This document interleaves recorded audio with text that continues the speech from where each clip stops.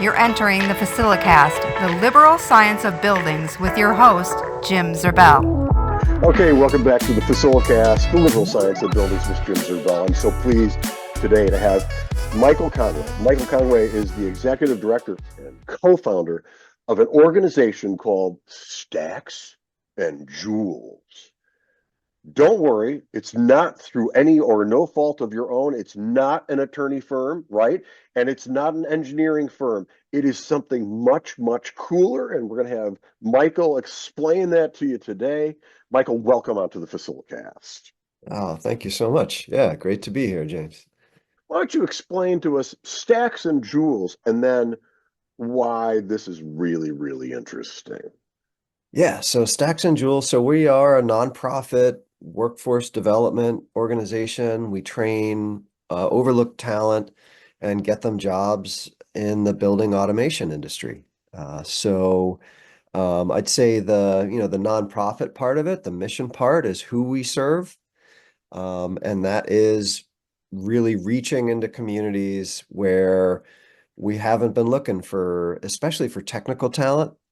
And there's also a very practical side to that, which is that, I mean, I think that our connection, via this podcast and your work with Facilithon and other areas is all about recognizing this incredible talent crunch that we have, right? So a big part of our approach is to pull in very, very new talent with as low barrier as possible to provide the really, excellent talent that's needed in this highly technical, but also really important area, right?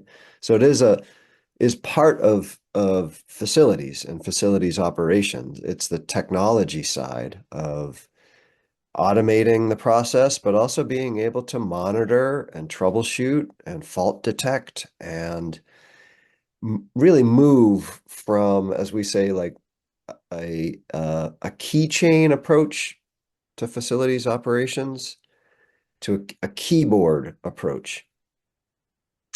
So, modeling what happens when you bring a car to the shop and the first thing they do is plug it into a computer. And so moving our training is putting the technicians into the buildings that establish and then maintain the flow of consistent and reliable data so that the operators can really make the best choices and pinpoint the issues before before there's a crisis and all of those special practices. Hence, Stacks. And second part of it, let's hit that too. So I mean the stack, right, is that technology stack. It's also $1,000 in sort of street parlance. So it is about getting jobs and really well-paying jobs. And then Joules, Joules, which is the unit of energy. So it's how you measure energy, and so it's the technology that has a lot of focus on energy, specifically in buildings, and there's also that double entendre of the Joules, the Joule that we, is the talent that we access and train up. Yeah, so tell us as well what we're sitting here. Why don't you tell us something unique about yourself? Something unique about myself? All right. Well, I'm one of eight. I'm a middle child, fifth, and that does very much affect my outlook and how I go about things. I'm a people person and connector. And I would say that my co-founder, John, we've been best friends since second grade. So that's also something that's kind of unique, Sticks We've around, stuck it doesn't out. it? Yeah. We have a long history together, and we each went different ways. but actually came back to college, went to the same college together, and then split apart again. So my background's education. I taught high school math for over 20 years, and then started working with high schools to help them set up CTE programs. John is a technologist and a DJ, was a DJ. So some of the first technology work he did was setting up like a DJ mixtape sharing site, and then went on to smart buildings initiatives and worked with Alphabet, deploying some of the technology that you see in the streets around New York City. So so yeah, so I think those two aspects. I guess a funny thing about that is like, well, I'm one of eight. He is an only child, and I think that that has led to also to our strong relationship because he loved the chaos in my home. I loved the non-broken toys and lack of harassment at his place. So we just sort of we hit it off over the years and have worked together, right? When I was a math teacher and really looking for connection and to make math real, I'd go to my buddy John and just tap into, hey, what's really relevant right now? What's relevant? What are some really good technology applications or skills that would be interesting, but also really valuable for the students I was working with. And that sort of like led over time to the development, the sort of co-development of Stacks and Joules, where we just gradually more and more pinpointed on looking for just the right job opportunity and industry. And that's what settled us on building automation. Okay, and I really kind of completed this question, but I'm going to let you go on this for one Yeah. for a little. When someone does something out of charity or out of a nonprofit, you're out of operating typically out of conviction. Tell me what's your why? Um, that's a really good question. I mean, for one thing, I have really strong mentors, and an aunt who really talented educator, and an uncle, really a family friend, but Uncle Bob and Aunt Judy, who were teachers and principals. So I had that, strong mentors, and I saw them living really rich and wonderful lives. So, that leads you to, oh, I guess you can do that if you become a teacher. And so there was that aspect to it. Uh, but also it comes back to being one of eight, I've got siblings that struggled in school. They had, different issues, learning issues, behavior issues. Uh, and I didn't personally, but what I saw was my parents just, and the community, the school community, the teachers, my grandparents, my aunts and uncles, they just never gave up on them. They never said like, oh, this is like you know, they're not going to be capable, so let's do something lesser. I just saw them like they just would double down, and they're like, we know that they're valuable, they're our children, and so they're going to find a way. And so all of my siblings are successful in very different ways, self-sufficient and more, right? Thriving. I have 13 nieces and nephews, and I have my first grand niece, and so those kids are thriving. So that I saw like it was this it's that stance, that family stance, and it's extending that to others and saying that almost, like just assumption that I had in my family that was, oh no, we're good. We just got to figure out how to make it happen and what the special needs are, what particular needs are of each individual. So so yeah, I think that's a big part of my drive. It's pretty interesting. So, it kind of it's not necessarily coupled to that, but I think what I'd like to also ask you is either in the educational space or in the industries you touch. Tell me, is there a common myth or some particular some particular belief system that you've found to be proven to be invalid that maybe might be an aha moment for some of our listeners today? Yeah, I'd say in general, I guess I'd phrase it like this. There's so many myths, so many blocks that come in when uh you bring up, oh, you can't do that until you can do this. And and that's what I've just, learned to really be aware of and confront. I'm not saying that there aren't things where you gotta like, work to over time. So it's not a blanket. But when you're locked into this thinking of like looking for or taking expectations that have been set for a long time around can't do that until you can do this. We've Uh, always done that. yeah, it's that kind of thinking too. Oh, we've always done it that way, right? And so it's by breaking that down. And I did that teaching math by, in the second half of my career, I really focused on students that hadn't done well, that hadn't been served well or done well in math. And what I saw was like you give that, 11th grader who's scoring at a fourth or fifth grade math score on their intake exam, and they're like, oh, they got to start at fractions. So you give them a fraction worksheet. They've seen that every single year, that's the only place and the interaction with math that they've ever had. And the only message has ever been that they are a failure, that they're stupid, that they can't do, like third or fourth grade math. Um, and so when they reject that, and sometimes forcefully, in some of the environments I taught, uh, it was I learned to see it as a sign of self-respect and intelligence. Like why, it's that Einstein quote around, insanity. I think it's attributed to Einstein, at Doing it least over and about, over again with an expectation of a yeah, different outcome. yeah, and they're reacting to that. So what I started doing was like I'd shoot over the head and go like, oh, fractions? Okay, let's look at trigonometry. Like let's look at sound waves.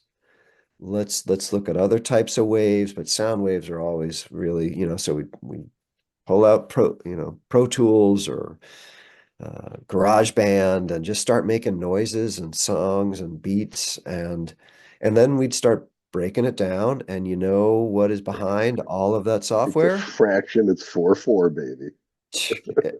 four And it's four and one four trigonometry, five. it's like basic trigonometry.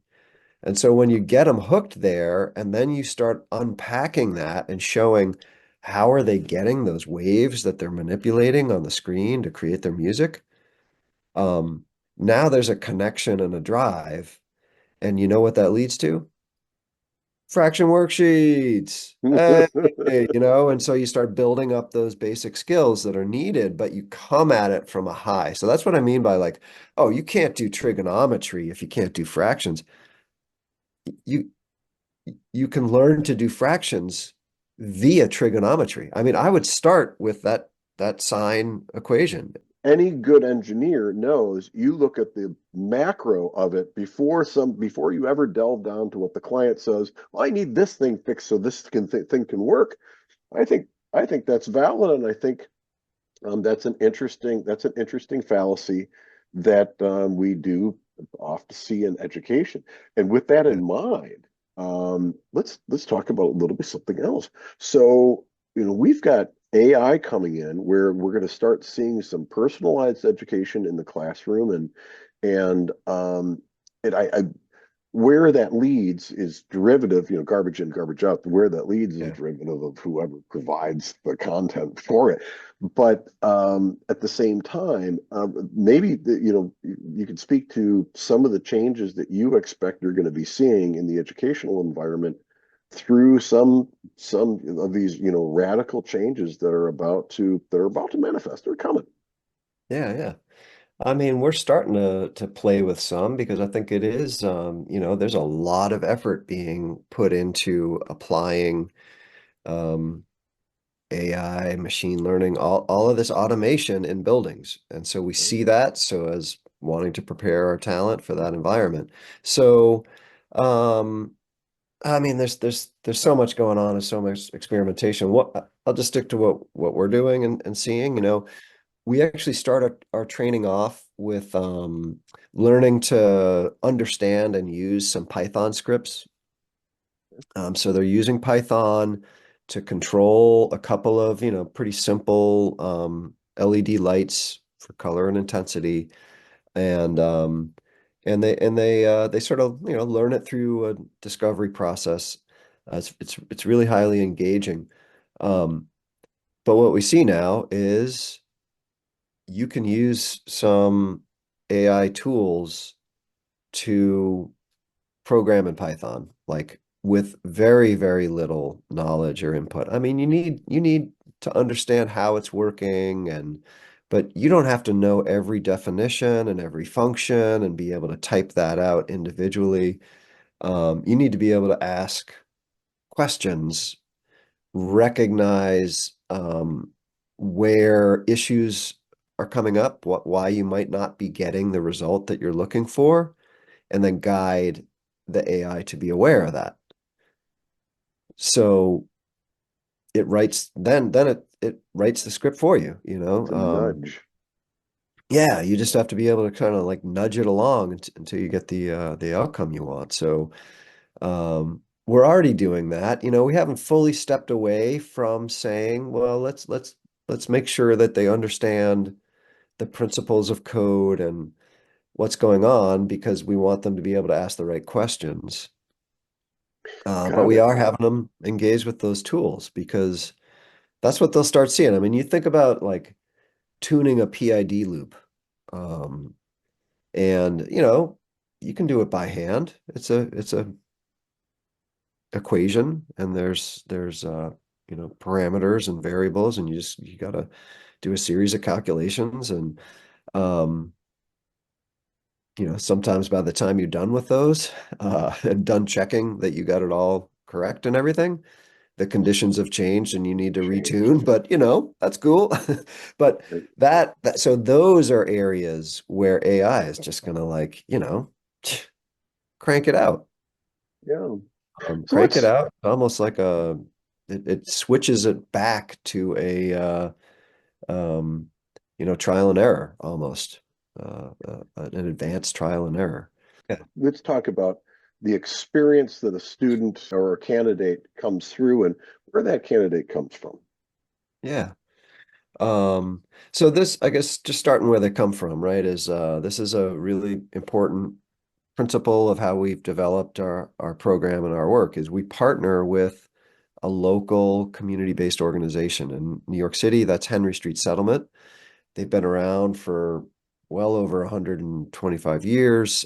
They serve over 50,000 people per year, mainly in the Lower East Side of New York, which is that a community which has been very uh, first waves of first immigrants have landed there over Mhm. years, and so you know they've got all of that support, and they know their community really, really well. So they handle recruitment, they provide space for the class, and the approach is basically to remove any barrier to full engagement.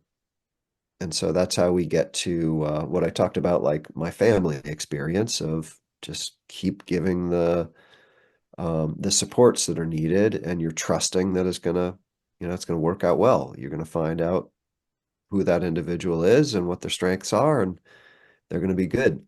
Uh, so that's really key. That's where they're coming from. So, in the Lower East Side, if you're familiar or not, along FDR Drive, which goes along the river, there's like massive public housing developments. And so that's where Henry Street is working and serving, and so they're reaching into those communities. Incredible amount of overlooked talent. Tech companies aren't going to public housing thinking they'll find their next their you know their Star. talent pool. Uh, and so that's what we're doing. So once we get them, then we go through just an interview process, very low barrier, but we want to know just that they are curious, and that they're committed, that they can commit to the full range. The training has been, we typically run it on 14 weeks at 4 hours a day for 4 days a week, so about 220 hours. It is a very intensive boot camp. You need to like be able to clear your schedule for that. Mhm. Uh, and uh, and so then we go into that Python programming in the context of lighting controls. They are wireless LED lights, so we're also introducing wireless connectivity and some of the basics there, which is so important to building automation. Then we go into HVAC fundamentals, where they have to understand heat transfer, refrigeration cycle. They take the EPA 608, which is a refrigerant handling certification, but we approach it not from a mechanical point of view. It's really about systems thinking and safety. Okay.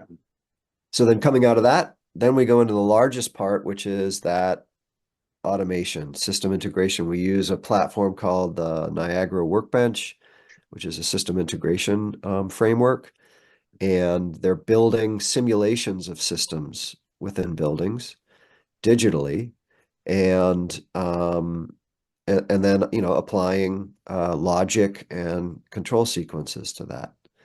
So coming out of that, they graduate in a really interactive event where it's a combination of like a job fair and science fair, and we invite in all our industry partners that are looking to hire, and then we support them getting hired into mainly as with system integrators, Mhm.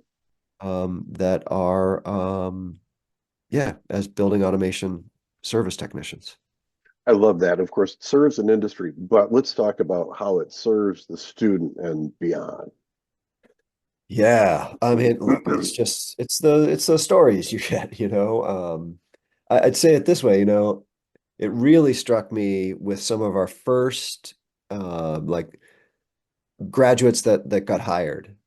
And so they get hired and you're kind of celebrating with them, or they've been hired for a while, and we're checking in to make sure everything's going well. We do that, really Okay. important over the So you're first with weeks. them, you're with them for a while. Yeah, because they're overwhelmed. They're coming out of Sure they 14 are. weeks of training into a very technical field where they have everything to learn. Right. And because they're coming in and they're like 68% of our students have been unemployed. So they're going from unemployed to like a $27 an hour job that has benefits and overtime. And they are really tied in. This is life changing for them. And so there's a lot of stress, about not knowing and wanting to perform well. So they need some coaching there.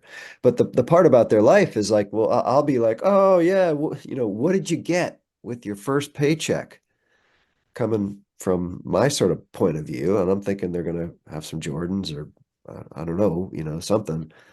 Uh, but it sounds cliche, but this is just the reality of what they spend their money on is buying groceries for the family, and they are so proud, just proud. Like you just hear how proud they are to have been able to taken that on. Or the one I have in mind, this guy Tyler, amazing technician now, and he his grandmother brought him up on her Social Security. That's it. That's all they had. And so now he is paying the rent and taking care of her, and she's able to use the Social Security check on herself, and it opens up her life. He doesn't move out. He doesn't say, "Oh, now I got money, I can." Still, still there, still taken care of. These are just really good people, in addition to being, technically able and really, really talented and competent.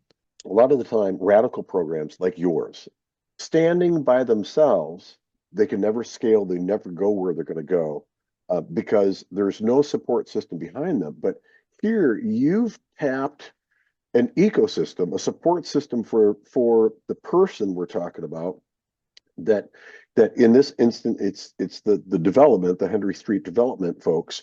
And so there are arms wrapped around them, and your team are providing this opportunity to folks that are they're in that community.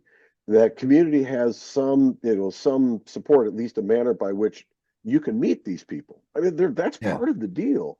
Yeah. And I see some similarities between programs I'm involved with. Your and Jonathan's innovating and being able to find the people. The people are out there. Yeah. Our organizations and industries have just not figured out how to find them. Yeah. Keep going. Yeah, well, I come back to that one of your first questions, right? Oh, you can't do that until you can do this. And part of that is what the Yeah. traditional training paths and this is this is actually a pattern that we now see. Still a relatively small sample, but it's something that's a pattern. It's happened more than 3 times. So is that we do have participants who come in with a 2 or 4 year degree, and sometimes some of those have even had engineering degrees and have just been underemployed or unemployed. And so we have a real mix in any given class. Some just have a high school. We do require a high school or GED equivalent or equivalent, but there's a real mix. But what we've seen is that those those those with degrees, they're snatched up right away, right? They see it, it's on their resume. People see that and put a value to it, which is totally understandable, right? I mean, mostly what it's showing is you stuck with it. You stuck with it and you made it happen. They still need that really the same amount and length of intensive training to get independently field ready. So there's still an investment. Uh, I think the perception is that there's less risk, and so they're paid more, really for the same training. So it actually takes a little longer for the companies to sort of pay off their investment in that type of individual before they're getting to like profit. But what we're finding is individuals with degrees are the first to leave for more money. We're seeing that a flag of that further degree actually means less. They're not going to stick around as long. And that's And okay that, because they are super successful, right? They have that ability to go after, and they're probably carrying debt. I still want to take care of my grandmother, but I got to pay off this debt, so I'm not really able to. So let me right. get some more money and then move along. That's what we do, right? That's how it works. So it's all understandable, but we now can really see that those who don't have that degree, who are the most overlooked, people think like, oh, that's the biggest risk. They're now with companies for 3 years. We've got them coming up on 3 years. They're advancing. They're constantly learning. They're some of the star, employees out in the field, the most able. I mean, you think of some of those like, street vibes and skills, and that's what they're like going into these buildings with. And these are your frontline employees, a master system integrator. They got all the engineers and people back at the office, but who's in the building interacting with your clients? It's your technicians. Right. And so they're coming in with all of this passion.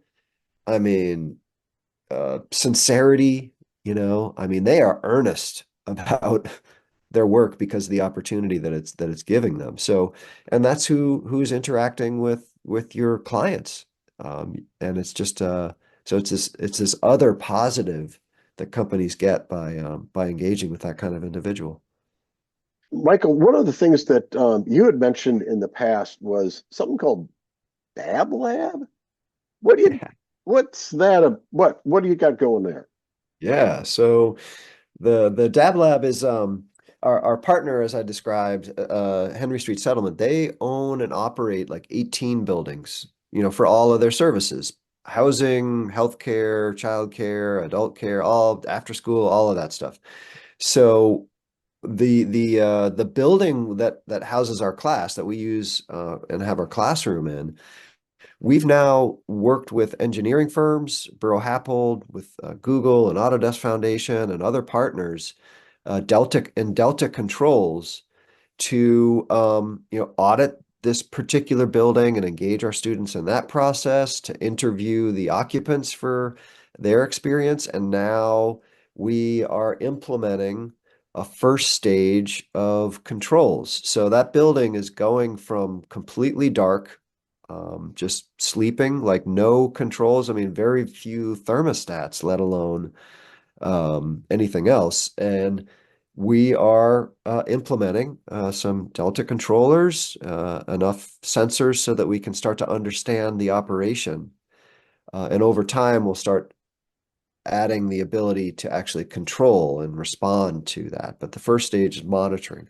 So with that building, we already are engaging our learners through that. So it's a live, active building that they're able to really learn on. But we're also going to start hosting interns, paid interns, that will really be drawn into that digital operations, a digital first approach to operations, and they're going to learn it by digitally monitoring and operating an actual building on the Lower East Side. So it's our take on a living lab. That's cool. And what does DAB stand for? Digitized automated buildings.